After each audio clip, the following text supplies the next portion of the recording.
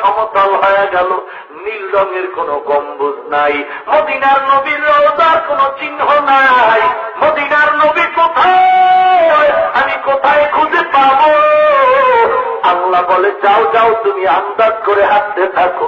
নবীর রওজার কিনারায় যখন তুমি দাঁড়াইবা, যদিও কোনো গম্বুজ দেখবা না, কোনো নিশানা দেখবা না, তবে তোমাকে একটু নিশানা বলে দেই। যদি নবীর রওজার কিনারায় তুমি আসলেই দাঁড়াও, সেখানে গিয়ে তুমি দেখবা জমিন থেকে বরাবর একটা নূরের আলো দেখা যায়। তখন তুমি ওখানে গিয়ে আমি মাওলার সালামটা পাঠাইও আর বলিও, মাওলার সালাম দিছে। আমার নবী সাথে সাথে দাঁড়ায় যাবে। আল্লাহর নবী এবার আল্লাহর ডান পাশে আসবেন।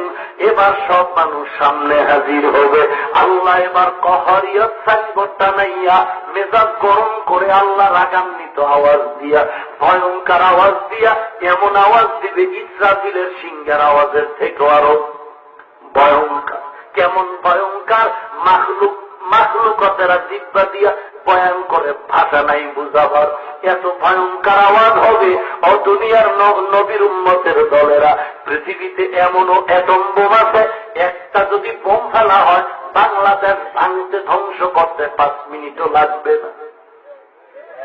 ওরে নবীর উম্মতের দল, আল্লাহ পাক এমন ভয়ঙ্কর সাইনবোর্ড লাগায় কোরআন শরীফের আয়াত দিয়া আল্লাহর বর্ণনা করেছেন।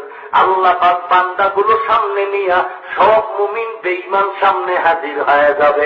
আল্লাহ পাক এমন আওয়াজ দিয়া বলবেন, লিমানিল মুলকুল ইয়াউম লিল্লাহিল ওয়াহিদিল কাহ্হার। আল্লাহ পাক বলবেন, আজকের দিনের, এই হাসরের দিনের রাজত্ব কার? জবাব দেওয়ার মতো সাহস কারো হবে না। সমস্ত বেঈমানরা বেহুশ হয়ে যাবে আল্লাহর আওয়াজ ধমকে। সমস্ত মুমিনরা বেহুশ, সমস্ত নবীরাও বেহুশ হয়ে যাবে। এমনকি আমার নবীও বেহুশ হয়ে এক পায়ের তালুর উপরে দাঁড়ায় থাকবে 50,000 বছর পর্যন্ত। অবস্থায় যাবে। আল্লাহ পাক এমন গরম মেজাজ দেখায় বলবে, আজকের দিনের রাজত্ব কার? জবাব কেউ দিবে না, আল্লাহ নিজেই জবাব দিয়া বলবেন, লিল্লাহিল ওয়াহিদিল কাহ্হার। মহারাগে রাগান্বিত আল্লাহর আজকেই আদালত। অতএব মাস্তানি যারা করেছ, আয় তোদের বিচার হবে। এখন আল্লাহর রাগ আর থামতেছে না। কে থামাইবে আল্লাহর রাগ? সবাই বেহুশ, আমার নবীও বেহুশ। আল্লাহর নবী বয়ান করে বলে, আমি তো রাহমাতুল লিল আলামিন, আমি মায়ার নবী, আমি দয়ার নবী, আমি মানুষের জন্য দয়াকার, আমি মানুষের জন্য না হিংস্র জানোয়ারের জন্য রহমত। আল্লাহ পাক নাকি তখন হঠাৎ করে ডান দিকে তাকাবে নবীর দিকে, আমার নবীর চেহারার দিকে।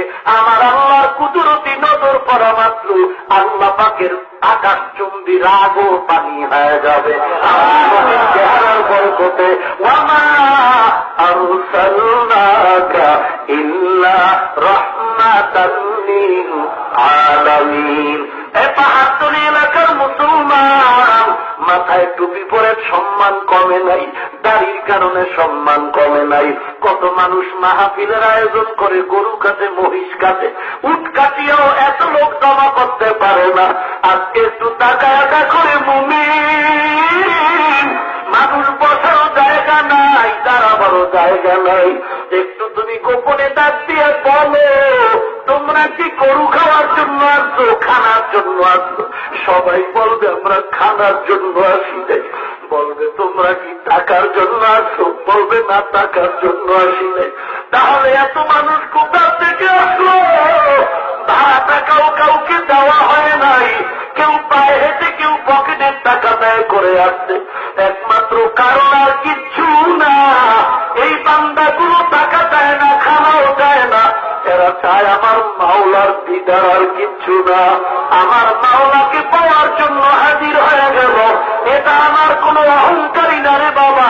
আল্লাহ ওয়ালাদের নেক দোয়া, আম্মা আব্বার নেক দোয়া আর কোরআনের আকর্ষণ ছাড়া কিচ্ছু নয়। দেখি ও নবীর উম্মতের দল, কেন নিজের হিসাব মিলাও না? কেন মরণের কথা স্মরণ করো না?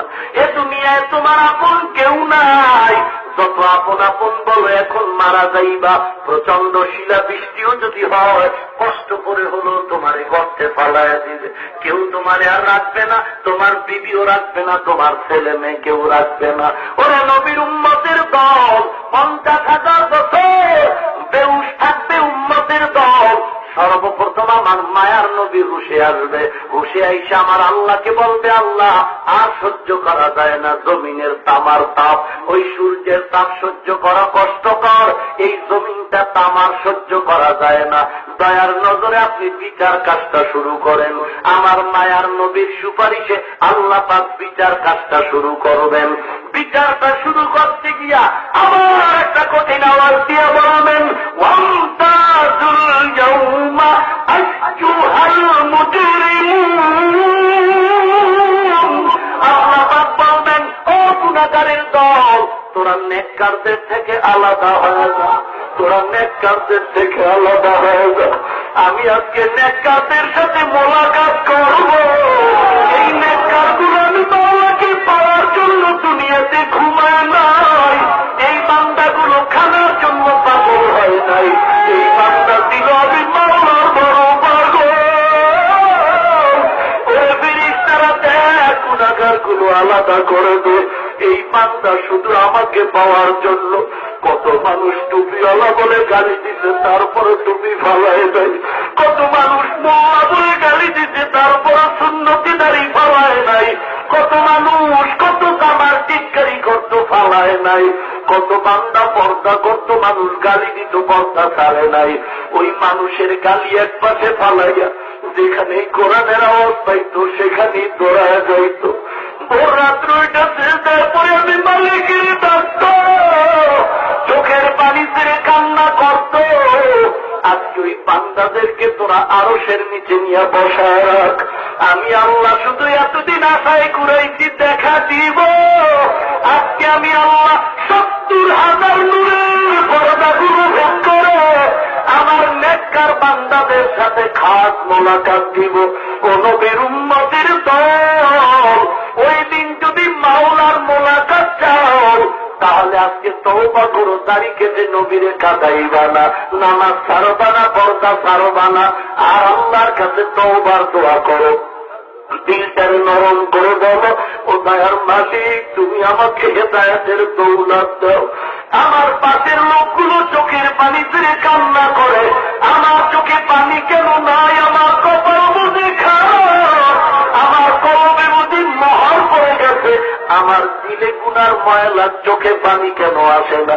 আসলে আমার মতো খারাপ কেউ নাই, আমার কলব পাথরের মতো শক্ত। যাদের দিলটা পাথরের মতো শক্ত নয় বরং নয়, ওরা একটু আখিরাতের কথা শুনলে চোখের পানি বেরিয়ে যায়, আল্লাহর মহব্বতের কথা শুনলে চোখের পানি রাখতে পারে না। আল্লাহ বলবে, গুনাহগারের দল, নেককারদের থেকে তোরা আলাদা হয়ে যা। গুনাহগার ভয়ের কারণে আলাদা হতে চায় না। আল্লাহ বলে, স্বাধীনতা দুনিয়াতে দিছি, মুমিন যেই পানি পান করত, বেঈমান তুমিও সেই পানি পান করতা। মুমিনরা যেই গাছের ফল খাইত, তুমিও সেই গাছের ফল খাইতা। মুমিনরা যেই নদীর মাছ খাইত, তুমিও খাইতা। আজকে তোমাকে স্বাধীনতা দেওয়া হবে না। বান্দা ভয়ের কারণে নেককারদের ছায়ায় ছায়ায় হাঁটতে থাকে। তখন আল্লাহ পাক একটা কুদরতি ঝাড়া দিবে, মহিলারা যেমন কুলা নিয়ে ধান ধারে, চিটাগুলো উড়িয়া দূরে যায়, ধানগুলো কাটে থাকে। আল্লাহ পাক ওই দিন গুনাহগার যখন আলাদা হতে চায় না, আল্লাহ কুদরতি কুলায় একটা ঝাড়া মারবেন গুনাহগার আর নেককারকে আলাদা করার জন্য। এমন ভাবে কুদরতি ভাবে আল্লাহ ঝাড়া দিবেন, গুনাহগারের দল চিটার মতো উড়িয়া উড়িয়া জাহান্নামের গেইটে গিয়া পড়ে যাবে। জাহান্নামে পড়ার পর আল্লাহ বলবে, শিকল লাগালে জাহান্নামে ঢুকাও, এর জাহান্নামে ঢুকায় রাখো। আল্লাহ পাক কোরআনে বয়ান করে, ওয়াসিকাল্লাযীনা কাফারু ইলা জাহান্নামা যুমারা হাত্তা ইযা জাউহা ফুতিহাত আবওয়াবুহা وقال لهم خزنتها ألم يأتكم جاءكم رسل منكم يتلون عليكم آيات ربكم وينذرونكم لقاء يومكم هذا قالوا بلى ولكن حقت كلمة العذاب على الكافرين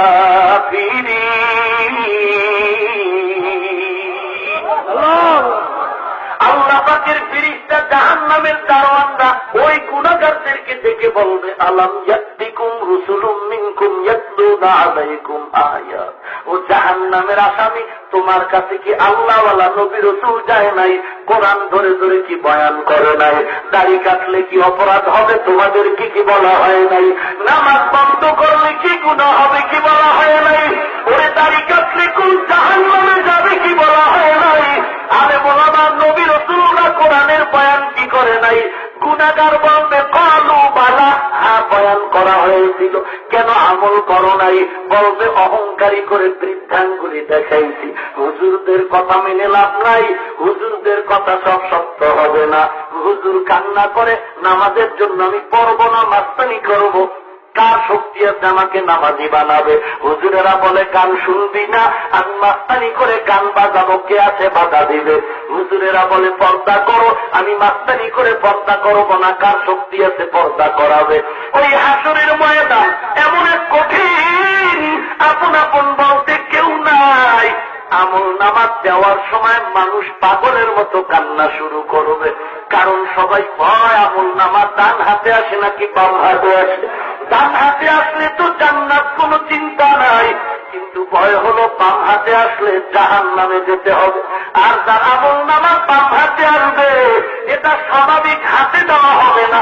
বেঈমান নাফরমানের বাম হাতে যেমন আমল নামা দিবে, আল্লাহ পাক অর্ডার করবে ফেরেশতা বাম হাতটা এমন ভাবে পাকা কইরা বুকের মাঝখানটা ছিদ্র বানাইয়া বাম হাতটারে ঢুকাইয়া পিঠের থেকে বের কর। এরপরে আল্লাহ পাক ওই পিছন দিক দিয়া হাতের তালুতে আমল নামা দিয়া আল্লাহ বলেন ইকরা কিতাবাকা কাফা বিনাফসিকাল ইয়াউমা আলাইকা হাসিবা। পর জীবনে কি কামাই করেছো ব্যস্ত আমল নামা, এখন হাত পেছনে চোখ সামনে কেমনে পড়বে?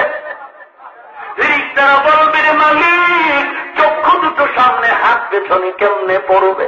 আল্লাহ বলে বেঈমানের তাড়াতাড়ি দেরি না কইরা ওর খাটটারে ধইরা মোচড় দিয়া পেছনের দিকে নিয়ে যাও। এরপরে দেখায় দেখরা কিতাবাকা কাফা বিনাফসিকাল ইয়াউম কাফা বিনাফসিকাল ইয়াউম আলাইকা হাসিবা। জীবনে কি আমল করছো দেখ আমল না ভাই। কোন দিন কোন জমিনে অন্যায় করেছো গোপনের সব লেখা আছে। ওয়াহুদিয়াল কিতাবু ফাতারাল মুজরিমিনা মুশফিকিনা মিম্মা ফি ওয়া ইয়াকুলুনা ইয়া ওয়াইলাতানা মা লিহাযাল কিতাব। এমন কঠিন হবে, আল্লাহ পাক বলেন আপন আপন বলতে কেউ থাকবে না। মা সন্তানকে অস্বীকার করবে, সন্তান মা বাবাকে অস্বীকার করবে।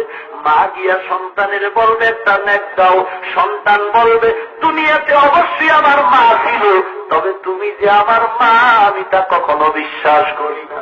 কত মুসিবতে থাকলে সন্তান মাকে হারায় ফেলে, কত মুসিবতে থাকলে মা তার সন্তানের ভুলে যাবে। আল্লাহ এই কথাগুলো বলতে গিয়া আল্লাহর আদালত কেমন কঠিন হবে। কোরআন শরীফের ভিন্ন আয়াতে আল্লাহ বলেন ইয়াউমা ইয়াফিরুল মারউ মিন আখিহি ওয়া উম্মিহি ওয়া আবিহি ওয়া সাহিবাতিহি ওয়া বানিহি। কিয়ামতের ময়দানে ভাই ভাইকে ভুলে যাবে, মা সন্তান ভুলে যাবে, বাবা সন্তান ভুলে যাবে, বন্ধু বন্ধুকে ভুলে যাবে। আল্লাহ সিরিয়াল বর্ণনা করতে গিয়া মায়ের কথা আগে বলেন নাই, বাবার কথা আগে বলেন নাই, ভাইয়ের কথা আগে বললেন কেন? ইয়াউমা ইয়াফিরুল মারউ মিন আখিহি ওয়া উম্মিহি ওয়া আবিহি ওয়া সাহিবাতিহি ওয়া বানিহি। প্রথমে বললেন ভাই, তারপরে বললেন মা, তারপরে বললেন বাবা, তারপরে বললেন বন্ধু বান্ধব, তারপরে বললেন সন্তানের কথা। ভাইয়ের সিরিয়ালটা আগে বললেন কেন? আল্লাহ পাকের প্রত্যেকটা কথার মধ্যেই সবক নিহিত আছে। আল্লাহর কথা এত সুন্দর, জাযুল হাকিম লা ইয়াখলু আনিল হিকমা। হাকিমের কথা হিকমত থেকে খালি না। আল্লাহ পাক ভাইয়ের কথা প্রথমে এনে বুঝাইতে চায়। দুনিয়ার মানুষ তাকায়, দুনিয়ার জমিনে মা বাবা এত আপন, কিন্তু অনেক ক্ষেত্রে মা বাবাও দুর্বল থাকে। ভাইয়ের ব্যাপারে ভাই সবার আপন থাকে। দুনিয়ার জীবনে তাকায় দেখতো বড় ভাই ছোট ভাইয়ের মধ্যে কত সাতবেদীর দ্বন্দ্ব থাকে। ছোট ভাই এমন ভাবে ভাইকে তিরস্কার করে, বড় ভাইকে দেখতেই পারে না। কারণটা কি? বড় ভাই কিচ্ছু বলে না, ধৈর্য ধারণ করে থাকে রে মুমিন। কারণ বড় ভাইয়ের দিলটা অনেক বড়। বড় ভাই অনেক কিছু সহ্য করতে পারে, ছোট ভাই সহ্য করতে পারে না। ওরে বড় ভাইকে ছোট ভাই জিজ্ঞাসাও করে না। আজকে চাকরি করে ছোট ভাই বড় ভাইয়ের খবর নেয় না। বড় ভাই ডাক দিয়া কয়, ছোট ভাই আমি তোর জন্য কত কষ্ট করেছিলাম। জীবনে লেখাপড়া করার ফাঁকে গিয়া হঠাৎ করে আমার মা বাবা বৃদ্ধা হয়ে গেল। এখন আমার মা বাবারে কামাই করার দরকার, খাওয়ানো দরকার। আমি আমার মা বাবাকে কামাই করিয়া খাওয়াই নাই, বরং কামাই করে তোরে লেখাপড়া শিখাইতে কত টাকা দিছি। ওরে ছোট ভাইয়ের কত প্রস্রাব বড় ভাইয়ের গায়ে লাগছে। আজকে ছোট ভাই বড় ভাইয়ের খবর নেয় না। লেখাপড়া করে চাকরি করে 50,000 টাকা বেতন পাইয়া বাড়ির মধ্যে বিবির জন্য ছেলে মেয়ের জন্য মার্কেট করে বাড়ি যায়। বড় ভাইয়ের ঘরের পাশে ছোট ভাইয়ের ঘর। ছোট ভাই নিজের ঘরে ঢুইকা দরজা জানালা আটকাইয়া মার্কেটের কাপড় চুপড় বিবির দিয়া কর, এটা তোমার বাজার, এটা ছেলের, এটা মেয়ের। ছেলে মেয়েরা বাবার দেওয়া জামা কাপড়িদের পরিয়া দৌড়ে দরজা খুলে গেছে কাকার ঘরের সামনে। ওখানে তো কাকার সন্তান আছে। কি হাসি ডাক দিয়া কয়, কাকা আমার আব্বু জামা কাপড় আনছে, আমাদের দিয়েছে। এইবার ওই কাকার ছেলেরাও কাব্বু আমাদের কি তুমি দিবা না, আমাদের জামা কাপড় দিবা না।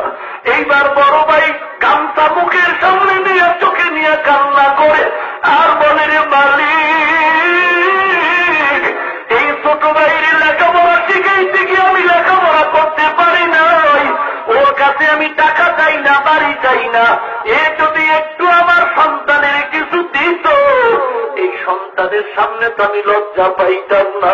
সন্তানগুলো ভাই কোলের মধ্যে নিয়ে দরজার গায়ে মাওলার দরবারে কাঁদে আর বলে, সন্তান তোরা কান্না করিস। আল্লাহকে বলে, রে মালিক সন্তানের সামনে তুমি লজ্জা দিও না রে আল্লাহ। যা দরকার তুমি গাইবি খাজানার থেকে ব্যবস্থা করে দাও। ওরে মুসলমান নবীর উম্মত, ছোট ভাই বড় ভাইয়ের উপরে এত আক্রমণ, কিন্তু হঠাৎ করে রাত্র 3টায় বড় ভাই ঘুমের বিছানায় মোবাইলে রিং বাজতেছে, রিসিভ করে কানে শুনতেছে কান্নার আওয়াজ। বড় ভাই বলে, কে? কান্নার আওয়াজ দিয়া ছোট ভাই বলে, ও ভাই তুমি কই? আমাকে সন্ত্রাসীরা 3 রাস্তার মোড়ে মারতেছে। বড় ভাই মোবাইলটা ফালাইয়া একটা দৌড় দিতে, যতই দুশ্মনী থাক তার জানলা দিয়া তাইকে বলে, মা আব্বা দোয়া করো আমার ছোট ভাই রে কারাগারি বাদ। বড় ভাই একটা দৌড় দিয়ে সামনে গিয়া হাত দিয়ে তার, তোরা আমার ভাইরে মারবি না, পারলে আমাকে মার, আমাকে মার, খবরদার আমার ভাইয়ের গায়ে হাত দিবি না। কারণ ওরে এই মানুষ বানাইছে আমি ভাইয়ের কত খামজল। ওরে নবীর উম্মতের দল, ভাইয়ের জন্য ভাইয়ের এত মহব্বত, যতই দুশ্মনী থাক বিপদে পড়লে সহ্য করার মতো না। ইউসুফ নবীর সব 10টা ভাই ইয়াকুব নবীর দুই ছেলে ইউসুফ আর বিনিয়ামিন, ওদিক দিয়া আগের ঘরের সন্তান 10 জন। এরা দেখতেছে আমরা এত বড় দল, এত শক্তিশালী, আব্বা শুধু ছোট শিশু ইউসুফের এত মহব্বত করে কেন?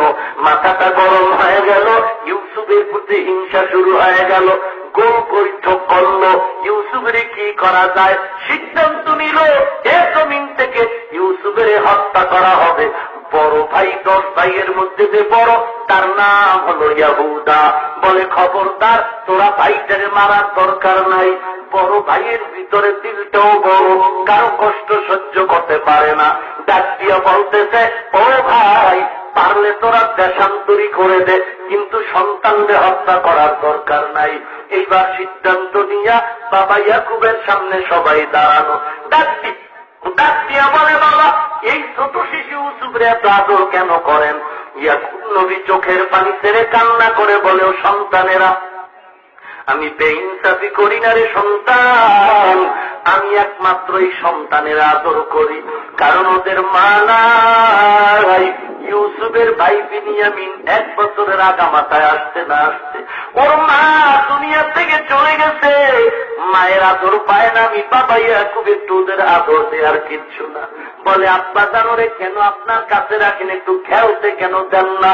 বলে, আমি ভয় পাই বাঘে না জানি খেয়ে ফেলে। কারণ ইয়াকুব নবী স্বপ্নে দেখছে পাহাড়ের চূড়ার থেকে ইউসুফের বাঘে আক্রমণ করে 10টা বাঘ। নবী ইয়াকুব বুঝতে পারছে এই 10 বাঘ হলো আমার 10টা সন্তান, ইউসুফের সৎ ভাই। ওরে নবীর উম্মতের দল যখন সিদ্ধান্ত নিয়া বাবাকে এমন ভাবে বেড়া জাল দিয়ে আটকাইয়া দিল, ডাক দিয়া কয়, ও সন্তান, আব্বা যান ইউসুফরে খেলার মাঠে দিতেই হবে, ভয় নাই, আমরা 10 জন পাহারা দিব। ও নবীর উম্মতের দল, আমরা পাহারা দিয়া রাখবো, এই পাহারায় আপনার সন্তানের কোনো ক্ষতি হবে না। ফলে বলে কলে কৌশলে বাবায় চিন্তা করে বাধা দিলে মুসিবত হবে। এইবার বিদায় দিতেছে সন্তানদের ভাইদের হাতে দিয়া। ইয়াকুব নবী জানালা দিয়া তাকায়া চোখের পানি ছেড়ে কান্না করে। ইউসুফের কোলের মধ্যে নিয়ে ভাইরা কত আদর করতে করতে যায়, কিন্তু মনের উদ্দেশ্য ভালো না। এদিক দিয়ে ইয়াকুব নবী কান্না করে, আল্লাহ আমার ইউসুফরে তুমি হেফাজত করিও। এদিক দিয়া যাইতে যাইতে ইউসুফ নবী কিছু দূর যাওয়ার পরে বাবার চোখের আড়াল হলো। আড়াল হওয়া মাত্র এবার ভাইরা ইউসুফের উপরে আক্রমণ শুরু করলো। এমন মাই শুরু করলো, একজনে কয়, তোর কোন বাবায় ফিরাবে মারতেছি, বলকে ফিরাবে। কিন্তু ইয়াহুদা বড় ভাই কেউকে ফিরায় না, মারেও না। মোটামুটি ডাক্তার দরকার নাই মারার, তোরা না বলছো কূপের মধ্যে ফালাইয়া দিবি, মারার দরকারটা কি? এদিকে ইয়াকুব নবী কান্দে, আল্লাহ সন্তানের বিরহের জ্বালা সহ্য করতে পারি না। ও নবীর উম্মতের দল, মায়ের কলিজায় সন্তানের প্রতি এত মায়া। ছোটবেলা যখন মাদ্রাসায় লেখাপড়া করতাম, 2 মাস 3 মাস পরে 1 সপ্তাহ ছুটি নিয়ে বাড়ি যাইতাম। বাড়ি যাওয়ার পরে খোলার তারিখ আবার মাদ্রাসায় যখন রওনা দিতাম, দেখতাম আমার বাবায় গাড়ির ভাড়া টাকা দিয়া ঘর থেকে বিদায় দিত। মা আবার গোপনে কিছু টাকা দিয়া বলতো, ওরে সন্তান, এটা ভাড়া টাকা না, তোর কিছু খাবি এজন্য দিয়া দিলাম। দেখতাম বাবা আমারে বিদায় দিয়া চকির উপরে শুয়ে আছে, কে যেন ভাবতেছে। কিন্তু আমি যখন বাড়ির ঘরের দরজা দিয়ে দাই না, সামনে আগাইতেছি, পেছনে দেখি মাও আসতেছে। কিছু দূর যায় দেখি সামনে একটা খেজুর গাছের আড়ালে মা দাঁড়ানো, চোখের পানিগুলো কাপড়ের আঁচল দিয়ে মুছতেছে। একবার দেখি মা খেজুর গাছের ডান দিক দিয়া তাকানো, আর একবার দেখি বাম দিক দিয়া তাকানো। তখন বুঝতাম না এমন কেন করে। এখন বুঝতে পেরেছি রে মুমিন, সন্তানকে মা যখন বাম দিকে দেখে না, ডান দিক দিয়া তাকায়, সন্তানের মায়া সহ্য করার মতো না। ইউসুফের মা নাই, কেউ নাই। এত মুসিবতে ভাইরা আঘাত করে ইউসুফ নবী কান্না করে আর বলে, ভাই গো, তোদের পায়ে ধরে বলছি, আমাকে তোমরা মারিও না, আমি তোমাদের কোনো ক্ষতি করি নাই রে ভাই। ইউসুফের যখন কূপের কিনারায় জংলার সামনে হাজির করা হলো, ইউসুফের গায়ের জামা খুলতেছে, রশি দিয়া বাঁধে কূপের মধ্যে ফালাবে। বাইরে দিয়ে তাকায় তাকায় ইউসুফ নবী কাঁদবে আর বলে ভাই আমি হয়তো আর বাঁচব না, আমার মা হারাইছি, বাবারও হারাবার পথে, আমাকে তোমরা মারবা তবে কূপের মধ্যে ফেলতেছ, আমার বাবার সাথে বুঝি আর দেখা হবে না। তোমরা যদি আমার বাবার কাছে যাও, আমার বাবা যেন ইউসুফের জন্য কান্না না করে, আমার বাবার আমি ইউসুফের সালামটা পৌঁছায় দিও। ইউসুফ নবী কান্না করে, ওরা রশি বাইটা যখন কূপে পালায়, আল্লাহ পাক বলে ও ফিরিস্তা তাড়াতাড়ি যাও, কূপের মধ্যে অন্ধকার ময়লা কাটাওয়ালা পানি, এমন একটা জান্নাতি পাথর নিয়ে যাও, ইউসুফের পায়ের নিচে পাথরটা দিয়ে দাও, আমার ইউসুফ পাথরের উপরে দাঁড়াবে, আর কোন ময়লা পানি লাগবে না, আর অন্ধকার আবর জন্য ইউসুফের চেহারাই যথেষ্ট হয়ে যাবে। এবার ইউসুফ নবীরে ফালাইয়া রশিটা উপর দিয়া কাইটা এরা চলে গেল, ইউসুফ নবী পাথরের উপরে দাঁড়ায় গেলেন। কোরআন শরীফের বিস্তারিত ঘটনা। একদল ব্যবসায়ী চলে আসলো, পানির তালাশে বালতি ফেললো, সংক্ষেপে বলছি বালতি ধরে ইউসুফ নবী উঠলেন। ওরা দেখে এত খুশি, এই সন্তান নিয়ে যাব, এদিক দিয়ে নয় ভাইয়ের খবর নাই, কিন্তু ওই বড় ভাই হুদা ফাঁকে ফাঁকে গোপনে আইসা ইউসুফের খবর নেয়, মাঝে মাঝে নাস্তাও দেয় গোপনে। যখন টের পাইল বাইরে বুঝিয়ারা নিয়ে যাবে, দৌড়ায় গিয়ে কয় ধর ধর আমার বাইরে, তোরা ছাড়িস না।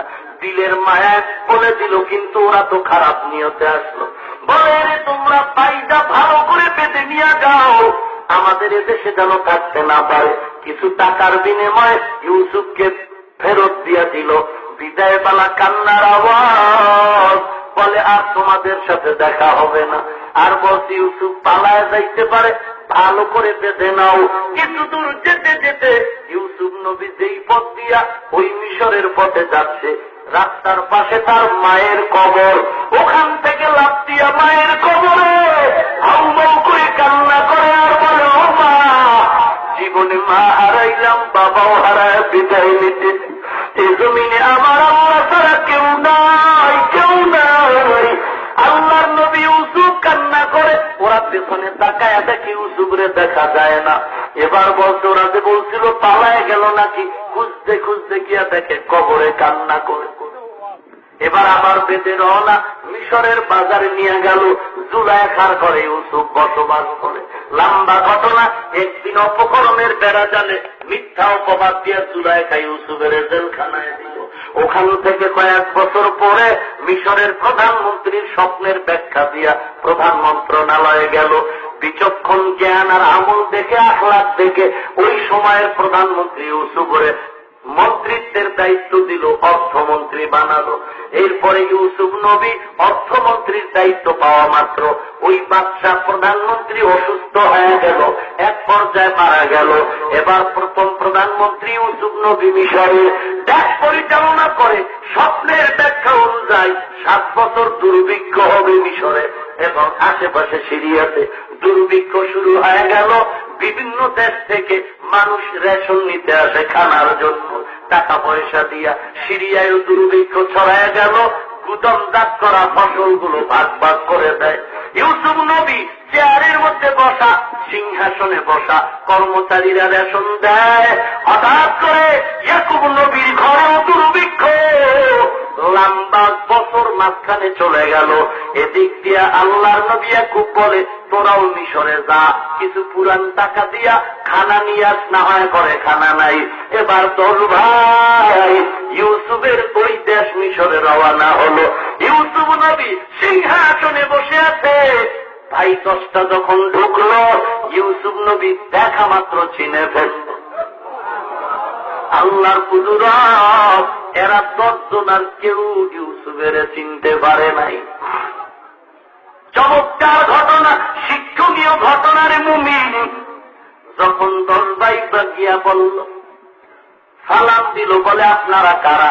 বলে আমরা সিরিয়ার বাসিন্দা। আপনাদের ভাই কয়জন?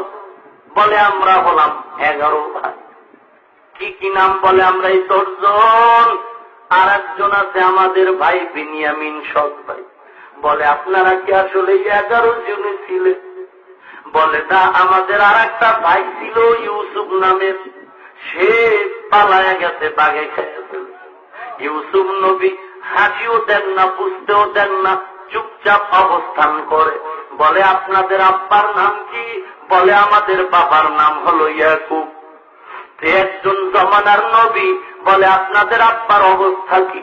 এবার 10 ভাই চোখের পানি ছেড়ে কান্না করে বলে, ও দেশের বাদশাহ, আমাদের বাবা আজকে সেই ইউসুফের জন্য কান্না করতে করতে দীর্ঘ বছরে এখন অন্ধ হয়ে গেছে, চোখে কিছুই দেখে না। এখনো শুধু ইউসুফ ইউসুফ বলে বাবাই কান্না করে। এবার ইয়াকুব নবীর খবর শুনে ইউসুফের দিল ফাইটা যায়, কিচ্ছু বলে না। বলে এবার তাদেরকে রেশন দাও। এরা যে টাকা দিল, ইউসুফ নবী কর্মচারীদের কানে কানে বলল, ওদের খানার ব্যাগের মধ্যে ওদের টাকা দিয়ে দিবা, ওরা যেন দেখে না। আর ইউসুফ নবী বলে এই খানা নিয়ে যাও, শেষ হলে আবার আসবা, তবে একটা শর্ত, ওই ছোট ভাইরে নিয়ে আসবা, নাইলে আর খানা দিব না। কৌশল আল্লাহর বড় কুদরত। এইবার দৌড়ায় গেল, 10 ভাই চলে গেল, বাড়িতে খানার ব্যাগ খুলে দেখে আমাদের দেওয়া টাকা ফেরত পেয়ে গেলাম। এইবার কয়, আব্বা যান, বাদশা বড় ইনসাফগার বাদশা, আমাদের টাকা ফেরত দিছে। ও বাবা, এই বাদশা বড় অনেক ভালো, আমাদের বেশিও দিছে অন্যদের তুলনায়। আব্বা যান আবার যাইতে বলছে, তবে একটা শর্ত, বিনিয়ামিনের নিতে বলছে, যদি না দেন তাহলে আর খানা দেওয়া হবে না। ইয়াকুব নবী কান্দে আর বলেও, সন্তান আমার ইউসুফের হারায়া আজও কান্না করি, আবার বিনিয়ামিনের দিয়েও না জানি আমার জীবন শেষ হয়ে যায়। এবার বলে, শপথ করে বলছি বিনিয়ামিনের ক্ষতি হবে না। খানা শেষ হয়ে গেল, এইবার নতুন ভাবে বিনিয়ামিনের নিয়ে মিশরে রওয়ানা। মিশরের বাজারে এবার বাবায় বলল, তোরা একই গেট দিয়ে ঢুকবি না, প্রধানমন্ত্রীর কয়েকটা গেট আছে, এক একজনে এক এক গেট দিয়ে ঢুকবি, দুইটা তোরা সালাম দিবি, ব্যবহার খারাপ করবি না। এবার বিনিয়ামিন নিয়ে 11 জন রওনা হয়ে গেল। মিশরের গেইটে গেইটে ঢুকার পর এইবার ইউসুফ নবীর সামনে দাঁড়ানো, আমরা সেই 10 ভাই আর আমাদের সেই সব ভাই হলো বিনিয়ামিন। ইউসুফ নবী তাকাইয়া বহু বছর পর ছোট ভাই দেখা পায় কলিজার মধ্যে বড় আনন্দের জোয়ার, কিন্তু ভাইদের সামনে কান্দারও সুযোগ নেই। এইবার ইউসুফ নবী বলে, আপনারা রাতের মেহমান, 10 ভাইয়ের জন্য এক একটা খাট তৈরি করেছে, এক এক রুমে 2 খাটে 2 জন করে ঘুমাবে। এইভাবে এক এক রুমে 2 জন, 5 রুমে 10 জন হয়ে গেল। এইবার ইউসুফ নবী কৌশল করে বলে, আপনারা তো 5 রুমে 10 জন, আপনাদের এই ছোট ভাইরে কই রাখবেন? আলাদা এভাবে একজন আর রুম তো নাই। আপনারা যদি মনে কষ্ট না নেন, এই ভাইটারে আমার সাথে রাত্রে রাখতে চাই। 10 ভাই বলে, রাইখা দেন, কোনো বাধা নাই। এইবার 10 ভাইরে রুমের মধ্যে রাইখা ইউসুফ নবী বিনিয়ামিনের কোলের মধ্যে জড়াইয়া, এইবার ইউসুফ নবী তার সিংহাসনের কিনারায় রাখবো সাথে 2 রাত্রে আর ঘুম নাই, ঘুম নাই। আমার বহুদিনের সাক্ষাতের সে আপন ভাই বিনিয়ামিনও জানে না সেই আমার বড় ইউসুফ। রাতের বেলা কথা বলে, ডাক দিয়ে কয়, বিনিয়ামিন তোমার বাবার অবস্থাটা কি? বিনিয়ামিন কান্না করে বলে, ইউসুফের জন্য বাবার কান্না করতে করতে চোখ সাদা হয়ে গেছে, কিচ্ছু দেখে না। বলে, তুমি আমারে চিনো? বলে, না আমি চিনি না। বলে, তুমি কারো কাছে বলবা না রে ভাই, আমি তোমার সেই ভাই ইউসুফ। এইবার ভাই বড় জোরে কান্না করে, ভাই গো, তোমার জন্য আমার বাবাই খায় না, ঘুমায় না। কান্না করতে করতে চোখ বাবার সাদা হয়ে গেল। ওরে নবীর উম্মতের দল, দুনিয়াতে ভাইয়ের থেকে আপন কেউ নাই। আল্লাহ সেই দিকে ইঙ্গিত করে বলেন, কিয়ামতের ময়দানে সবার আগে সেই আপন ভাই ভাইকে ভুলে যাবে, কেমন কঠিন মুসিবত হবে। ও নবীর উম্মতের দল, পায়ে হাত রেখে বলি রে যুবক, আল্লাহর মহব্বত নিয়ে আর অন্যায়ের কাছে হাত বাড়াও না। আমরা টুপির কারণে, দাড়ির কারণে কওমি মাদ্রাসায় পড়েছি, কওমি মাদ্রাসায়, এই মাদ্রাসায় পড়লে চাকরি পাওয়া যায় না, সার্টিফিকেট নাই। আরে বাবা, না তো আমরা না খায়া থাকি না।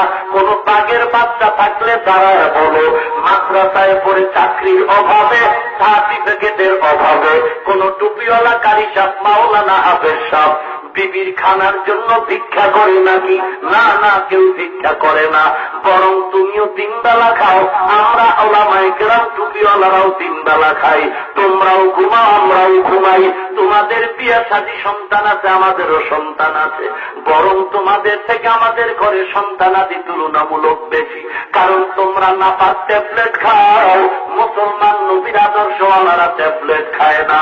তোমরা স্লোগান দাও, ছেলে হোক মেয়ে হোক, 2 সন্তান যথেষ্ট, একটা হলে ভালো হয়, না হলে আরো ভালো। আর আমরা নবীর হাদিস দিয়া বলি, যত সন্তান বেশি হবে ততই নবী খুশি হবেন। ওরে নবীর উম্মতের দল, তোমরা মনে করছো সন্তান বন্ধ করে দিবা। দুনিয়ার ট্যাবলেট যেদিন থেকে চালু হলো, আসমান থেকে আল্লাহর কুদরতি ট্যাবলেট চালু হলো, ওই দিন থেকে একত্রে 2 সন্তান, একত্রে মায়ের গর্ভে 3 সন্তান, একত্রে মায়ের গর্ভে 4 সন্তান, একত্রে মায়ের গর্ভে 5 সন্তান, একত্রে 7টা পর্যন্ত ইতিহাস প্রমাণিত। ওই নবীর উম্মতের দল, আল্লাহর সাথে পাল্লা দিয়ে কেউ আগাতে পারে নাই।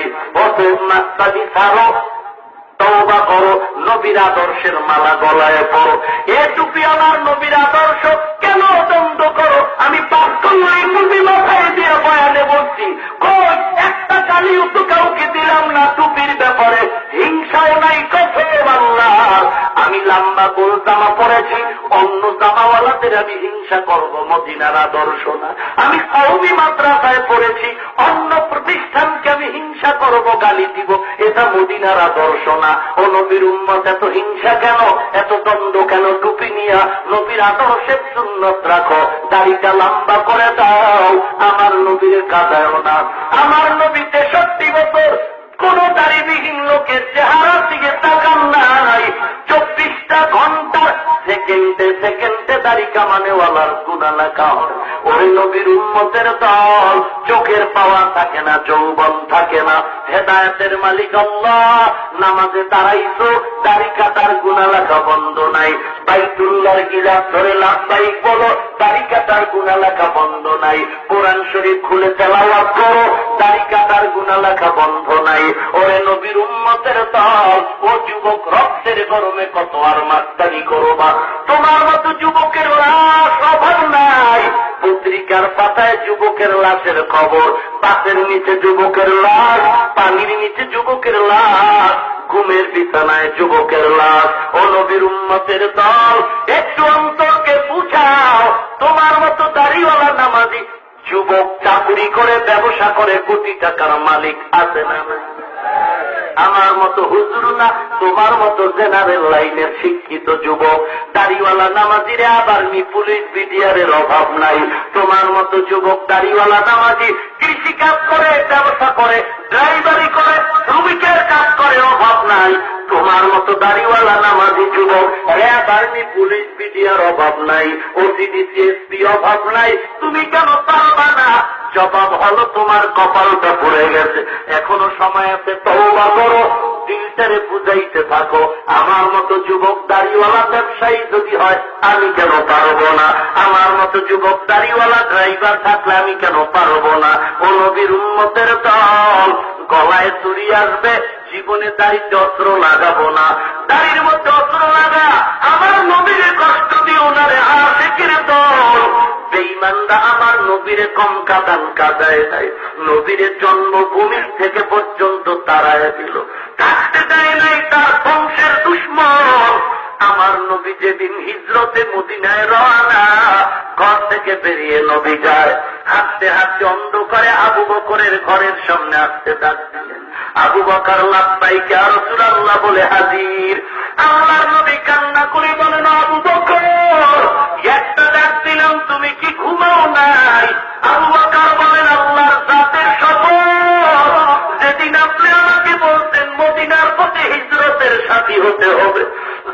ব্যস্ততায় থাকি নবী, রাতের আধারে দরওয়াজার কিনারে দাঁড়িয়ে থাকি, একটা সেকেন্ডের জন্য ঘুমাই না, কারণ আমার নবী ডাক দিলে জবাব না দিলে দুশমন আক্রমণ করবে। নবী যদি কষ্ট পায় আমি আবু বকরের উপায় কি হবে? এই আশিক রাসূলের দল নবীর জন্য কেমন আছে আর তুমি কেমন আছে একটু চিন্তা করো। আজকে নবীর মহব্বতে দাঁড়িয়ে রাখতে পারলা না, টুপি মাথায় দিতে পারলা না, দলাদলি করো আর তুই কেন এত উড়াও, নবীর মহব্বতের খবর নাই। পীরের বিরুদ্ধে কথা বললে কষ্ট পাও, কিন্তু নবীরে যে গালি দেয় একবারও তুমি কষ্ট পাইলা না। যদি কষ্ট পাইতা তাহলে এই জমিনে সকল অপরাধীদের বিচার হলো, নবীর দুশ্মনের বিচার কেন হলো না? আশেকের দলেরা জবাব দাও। নবীর উম্মতের দল যাও, তুমি পীরের দরবারে যাও, আমিও পীরের মুরিদ, বাধা দেই না রে যুবক। তুমি যেখানে পারো যাও, যাওয়ার দরকার আল্লাহওয়ালার কাছে। তবে তোমার কাছে একটু আবদার করি, কোন হিংসার সাথে না, বিনয়ের সাথে বলতেছি। তুমি মাইজবান্ডারে যাচ্ছ, আমি তোমাকে বাধা দেওয়ার কোন ঝগড়া করার পক্ষে না।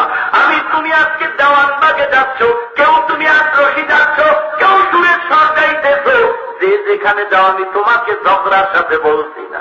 তোমার কাছে আবদার, তুমি তো জান্নাত তালাশ করতেছ, তুমি যদি জান্নাত তালাশ করো তাও তুমি মাইজবান্ডারে যাইতে পারলা। তুমি আগ্রহী, তুমি মাইজবান্ডার চন্দ্রপুরে তুমি যেখানে সেখানে যাইতে পারলা, বাইজিদের মাজারে যাইতে পারলা, আজমিরের মাজারে যাইতে পারলা, তুমি সব জায়গায় যাও। আমি তোমারে কোনো পক্ষের দলিল দিয়া কোনো দাবি করি না, বিনয়ের সাথে বলছি তুমি একটু ঘুরতে থাকো, খোঁজো কোথায় জান্নাতের ঠিকানা পাওয়া যায়, যেখানে তুমি খুঁজতে থাকো খুঁজো। যদি সুযোগ পাও তুমি না শিক্ষা সফরে কক্সবাজার যাও, একটু যদি পারো টাকা খরচ করে তুমি বিভিন্ন পীরের দরবারে ঘুরলা। আমার একটা দাবি হলো তোমার মুড়ি ধরা লাগবে না, যদি একটু সুযোগ পাও চরমনের ময়দানে একটু যাইও, সুযোগ পাও অনুরোধ করি, মুড়িদ হবি না, মুড়িদ হবি না, একটু দেখতে যাবি কেন সেখানে এত চিল্লামের আওয়াজ। যদি সুযোগ পাও একবার একটু উজানির ময়দানে যাইও, যদি একটু সুযোগ পাও টঙ্গীর ময়দানে যাইও, যদি একটু সুযোগ পাও তুমি বাহাদুরপুর হাজি শরীয়তুল্লাহ দরবারে যাইও, যদি সুযোগ পাও বিভিন্ন আল্লাহওয়ালা দরবারে যাও। তোমার যদি বিড়ির অভ্যাস থাকে আল্লাহর কসম তুমি বিড়ি নিয়েই যাইও, তোমার যদি মদের অভ্যাস থাকে আল্লাহর কসম করে বলি তুমি ভয় নাই মদের বোতল নিয়েই যাইও, তোমাকে কেউ বাধা দিবে না। তবে আমার দিলের বিশ্বাস, আমি কোন পক্ষপাতিত্ব না, আল্লাহর নবীর মুহাব্বত নিয়ে বলতেছি। তুমি বিড়ির বস্তা নিয়েও যদি যাও, তুমি যদি গান্দা রাসূল মিলাও মদের বোতল নিয়েও যাও, ওরে গিয়া দেখবা সেখানে কোনো বেপরদার আড্ডা নাই, সেখানে কোনো খানার আড্ডা নাই, গিয়া দেখবা শুধু মাওলার নামের জিকিরের আওয়াজ, দেখবা নবীর মুহাব্বতে কান্নার আওয়াজ। আমার দিল বলে তুমি বিড়ির প্যাকেট নিয়েও যদি যাও, মনে হয় তুমি ফালায়া পাগড়ি দিয়া বিদায় নিতে পারবো। আমি কোন পক্ষপাতিত্ব নয় রে মুমিন, তোমার দিলের বিবেকের কাছে বিচার রেখে গেলাম, ওখানে যাইতে পারো, সেখানে কেউ তোমারে বাধা দেয়। একটু ঘুরে ঘুরে দেখো, দিলে যখন ভালো বলবে তখন সেটারে গ্রহণ করিও। তুমি একটু ঘুরে দেখো, অনুরোধ থাকলো আমার মুমিন হিসাবে, কোন দালালি না, মুমিন হিসাবে বলছি, সব জায়গায় যাও। আমি তো কোনটাই বাধা দিলাম না, তোমার দিলের উপরে ছেড়ে দিলাম। আল্লাহ তোমাকে হকের পক্ষে নিয়ে যাবে, তবে চেষ্টা করা তোমার দায়িত্ব, পূরণ করবেন আমার আল্লাহ। অনুরোধ করে বলি হে মুমিন, পাঁচ ওয়াক্ত নামাজ পড়বা পড়বা না, দাড়ি কেটে নবীরে কাটাইবা না। আবু বকরের ইশক আর মহব্বত, আবু বকর কান্না করে আর বলে নবী গো, আমি আবু বকর একা ঘুমাই না তা না, আমার ঘরে একটা কন্যা সন্তানও ঘুমায় না, প্রতি রাত্র নাস্তা বানায় অপেক্ষা করে, মদিনার পথ বড় লম্বা, ক্ষুধা লাগবে নাস্তা নিয়ে দাঁড়ায় থাকে দরজার কিনারে, এত রাত্র ঘুমায় না আমার কন্যা। ওই আবু বকর বলে নবী শুধু আমার কন্যা আর আমি তাও না, ওই খুঁটির গোড়ায় দেখা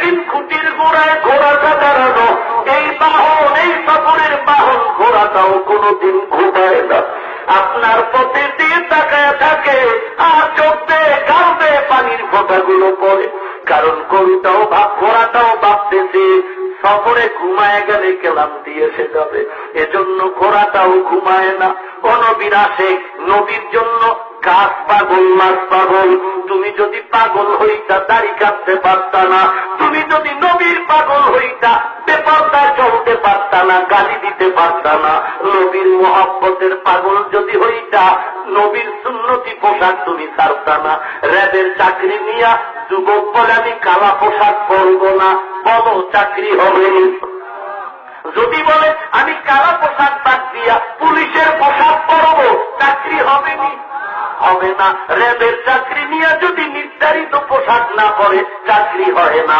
ওরে নবীর উম্মত, এই জমিনে খ্রিস্টানেরও পোশাক আছে, হিন্দুরাও পোশাক পরে, কিন্তু সবার পোশাক আলাদা আলাদা। আমার নবী বলেন আমার উম্মতেরও একটা পোশাক আছে, সেটা মদিনার পোশাক। রাস্তা দিয়ে যখন চলবে পোশাকের দ্বারা প্রমাণ হবে কে নবীর উম্মত আর কে নবীর দুশমন। করে বলছে রে মুমিন, হেদায়েতের মালিক আল্লাহ, তওবা করো, জীবনে দাড়ি কাটবা না, জীবনে নামাজ ছাড়বা না। অন্তর যদি ভালো হয়, মুনাফিকি যদি না থাকে, খাঁটি নিয়তে দুটো হাত আল্লাহকে দেখা দাও। সকলের হাতগুলো কবুল করে নেন। আপনার কুদরতি হাতে সুপর্দ করে দিলাম রে আল্লাহ, কারো হাত খালি ফেরত দিবেন না রে আল্লাহ। আয় আল্লাহ, কামাই রুজি ব্যবসা চাকুরিতে বরকত দান করেন আল্লাহ, হালাল রিজিকের ব্যবস্থা করে দেন আল্লাহ, সুন্নাতওয়ালা জিন্দেগি দান করেন, হক্কানি পীর মাশায়েখদের সোহবত দান করেন আল্লাহ, মুসিবতে ধৈর্য ধারণের তৌফিক দান করেন, বলেন আমিন। কষ্ট আরেকটু চলবে? আল্লাহ কবুল করুন।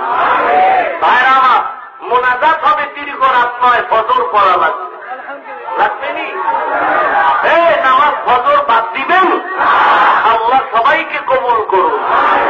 এখন শুধু ওয়াজ শুনলে হবে না, একটু দোয়াও করা লাগে।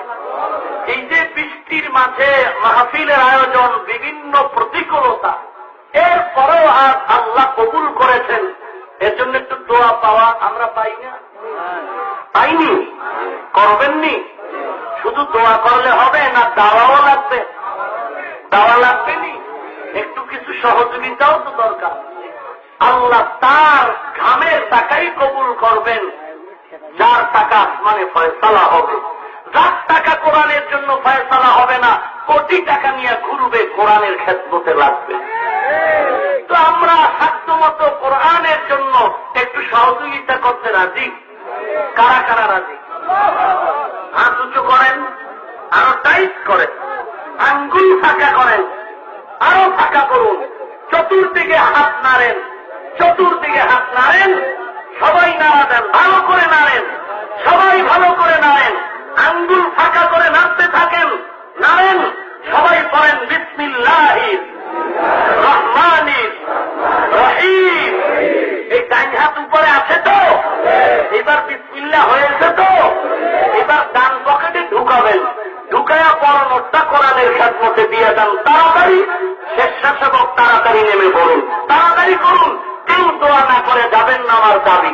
সবাই স্থির ভাবে বসবেন, ধৈর্য ধারণ করলে আরো কিছু কথা বলবো।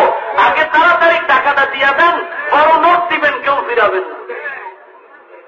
মুজাহিদ ভাইরা তাড়াতাড়ি উঠেন, তাড়াতাড়ি।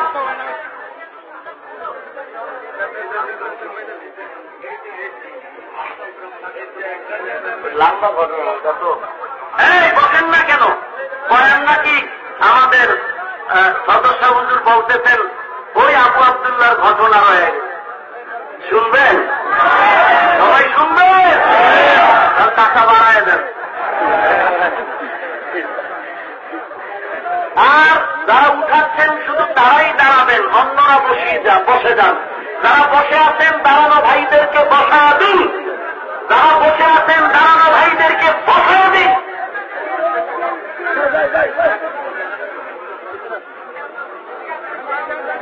আপনারা এই যারা বসে আছেন দাঁড়ানো ভাইদেরকে বসান। শুধু যারা কালেকশন করে তারাই হাত না, আপনারা যারা বসে আছেন দাঁড়ানো ভাইদেরকে বসে আছেন। জুনায়েদ বললেন এমন কেন হলো সাহেব? বলে ওই খ্রিস্টানদের সামনে যখন ওদের জাহান্নামী বলে আমি তিরস্কার করেছিলাম, ওই তিরস্কারের পরে আমি দেখলাম আমার কলবের ভেতর থেকে একটা নূরের আলো বের হয়ে গেল। এইবার বলে সাহেব আর অন্যায়ের দিকে নয়, আমরা অনুরোধ করি ইরাকের মানুষ কান্না করে সবাই দেখতে চায়, চলে। আল্লাহর ওলি বলে না তোমরা যাও, আমি যেতে রাজি না। আমি ওই খ্রিস্টান মেয়েকে বিয়ে না করে যাব না। কান্নার এমন আওয়াজ, এমন আওয়াজ কিতাবে লেখে ওই জুনায়েদের কাফেলার কান্নার আওয়াজে জঙ্গলের পাতা থেকে পানি ঝরতেছে, কান্নার আওয়াজে শুকরগুলিও কাঁদতেছে, ওই জঙ্গলের শুকরের চোখের পানিগুলো পড়তেছে। কিন্তু 30,000 হাদিসের হাফেজ আবু আব্দুল্লাহর অন্তর নরম হলো না। এইবারও তারা নিরুপায় হয়ে দীর্ঘ টাইম কান্না করে বিদায়। জুনায়েদের কাফেলা নিয়ে ইরাকে যায়, আবার ফিরে ফিরে পেছনে তাকায় আর কাঁদে মাটি, যারে দিয়া দিনের হেদায়েত পাইলাম তুমি তারে আবার হেদায়েতের দরজায় ফিরে দাও। জুনায়েদের কান্না শুরু, রওনা হয়ে গেল, কাঁদতেছে আবার পেছনে তাকাইতেছে। কিতাবের ভিতরে ঘটনা লেখে যখন জুনায়েদের কাফেলার সামনে অনেক দূর চলে গেল, হঠাৎ করে রাস্তার সামনে তাকায়া দেখে রাস্তার পাশে পানির কূপ। ওই পানির কূপ থেকে 30,000 হাদিসের হাফেজ আবু আব্দুল্লাহ গোসল করে উঠে আর কালেমা তাইয়্যিবা পড়তেছে আর বলে জুনায়েদ আমারে কাপড় দাও, কাপড় দাও। জুনায়েদ বলে আমরা দৌড়াইয়া গিয়া কাপড় পরাইলাম, এরপরে মাথায় নিয়ে তাকে ইরাকের খানকায় নিয়ে গেলাম। খ্রিস্টান মেয়ের সাথে আর বিয়ে তো হলো না, আল্লাহ চাবি ঘুরাইয়া দিলেন। এতদিন ছিল আবু আব্দুল্লাহ পাগল, এখন খ্রিস্টানের মেয়েটা পাগল। ঘুমের ঘরে স্বপ্ন দেখে আবু আব্দুল্লাহ রে, দিনের বেলা কোনো খাওয়ার নাই। বাবা তারে কোথায় পাই? বলে জানি না, ও তো আমাদের শর্ত মানে না, যাওয়া হবে না। এইবার মেয়ে সিদ্ধান্ত নিল পালাইয়াও যদি যাওয়া লাগে যাবে। ঘুমের ঘরে কান্না করে আমারে ঠিকানা দাও। ওরে আমার মাওলার কুদরত বড় কঠিন। দেখা যায় অনেকে উল্টা পথে চলে, কবরের মতো মানুষ তরবারি নিয়ে দৌড়ায়, হঠাৎ করে আবার কালেমার পতাকা তলে ঢুকে যায়। এবার মেয়েটা স্বপ্নে ঠিকানা নিল ইরাকের পার্শ্বে, নদীর পারে হলো তার খানকা। মেয়েটা সেখানে চলে গেল একা একা, বাবার অজান্তে। খবর দিল আবু আব্দুল্লাহ মেয়েটাকে নিয়ে আসলো, আইনা আলাদা কামরায় রাখলো। ওখানে মেয়েটা মুসলমান হলো। মুসলমান হওয়ার পরে মেয়েটাকে আলাদা সবক দিল, মেয়ে তুমি এখানে ইবাদত করো। মেয়েটা ইবাদত করতে করতে বিয়া হয় নাই। এক পর্যায়ে মেয়েটা অসুস্থ হয়ে গেল। অসুস্থ হওয়ার পরে মৃত্যু সজ্জায় মেয়েটা কান্না করে, কই আমার শায়েখের একটু দেখাও। আল্লাহর ওলি এবার তওবা করায়া চলে আসলেন। আল্লাহর বান্দি ইন্তেকাল হয়ে গেল। কিছুদিনের মধ্যে আবু আব্দুল্লাহর ইন্তেকাল হয়ে